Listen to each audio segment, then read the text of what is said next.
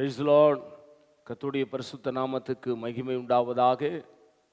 ஆண்டவரும் இரட்சகருமாய் இருக்கிற இயேசு கிறிஸ்துவ நாமத்தினாலே உங்கள் யாவரையும் அன்போடு வாழ்த்துகிறேன். இந்த லெந்த் டேஸ் கர்த்தராகிய இயேசு கிறிஸ்துனுடைய பாடுகளை நாம் தியானிக்க போகிறோம் இந்த நாள் முதற்கொண்டு. ஆகவே கர்த்தருடைய பிள்ளைகளாகிய நீங்கள் கட்டாயம் இந்த தேவனுடைய பாடுகளை குறித்த வசனங்களை தியானிக்கும் போது கருத்தாய் நீங்கள் கேட்டு ஆவிக்குரிய வாழ்க்கையிலே வளர ஆண்டவர் உங்களுக்கு உதவி செய்வாராக. தேவநாமத்துக்கு மகிமையாக முதலாவது ஏசாயா 53 அதிகாரத்தை நாம் வாசிக்க போகிறோம். பழைய ஏற்பாட்டில் கர்த்தராகிய இயேசு கிறிஸ்துவினுடைய பாடுகள், மரணம், உயிர்த்தெழுதலை குறித்து ஏசாயா தீர்க்கதரிசி ஏசாயா 53 அதிகாரத்திலே அவர் சொல்லியிருக்கிறதை நாம் இப்பொழுது வாசிக்கலாம். ஏசாயா 53 அதிகாரம் 1 வசனம். எங்கள் மூலமாய் கேள்விப்பட்டதை விசுவாசித்தவன் யார்? நன்றாய் கவனிங்க. இங்கே ஏசாயா தீர்க்கதரிசி சொல்கிறான், எங்கள் மூலமாய் கேள்விப்பட்டதை விசுவாசித்தவன் யார்?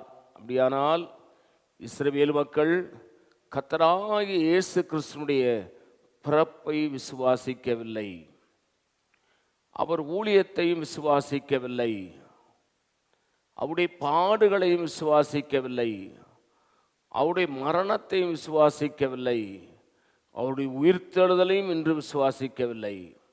இன்னும் எங்கள் மேசியா வருவார் என்று நம்பிக்கொண்டிருக்கிறார்கள். மேசியா இந்த பூமியிலே மனிதனாக பிறந்து பாடுபட்டு சிலுவையில் அடிக்கப்பட்டு இரத்தம் சிந்தி மரித்து அடக்கம் பண்ணப்பட்டு 3ஆம் நாள் இயேசு உயிரோடு எழும்பிவிட்டார். ஆனால் யூதர்கள் இன்னும் இயேசுவை நம்ப மாட்டேங்கிறார்கள். தீர்க்கதரிசியானவர் சொல்கிறார், எங்கள் மூலமாய் கேள்விப்பட்டதை விசுவாசித்தவன் யார்?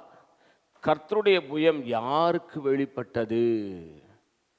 கவனிங்க, யாரெல்லாம் அவரை விசுவாசித்தார்களோ அவர்களுக்கு தேவனுடைய கரம் வெளிப்பட்டது. அருமை தெய்வ பிள்ளையே, யூதர்கள் நம்பவில்லை, நீங்களும் நானும் இயேசு கிறிஸ்து இந்த பூமியிலே எனக்காக பிறந்தார், பாடுபட்டார், சிலுவையில் அடிக்கப்பட்டார், இரத்தம் சிந்தினார், மரித்தார், அடக்கம் பண்ணப்பட்டார், உயிர்த்தெழுந்தார்.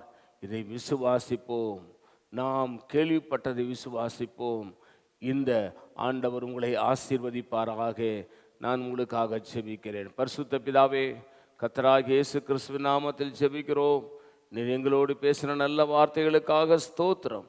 இயேசுவின் நாமத்தில் வேண்டிக் கொள்கிறோம் பிதாவே, ஆமேன். God bless you. கர்த்தர் உங்களை ஆசீர்வதிப்பாராக.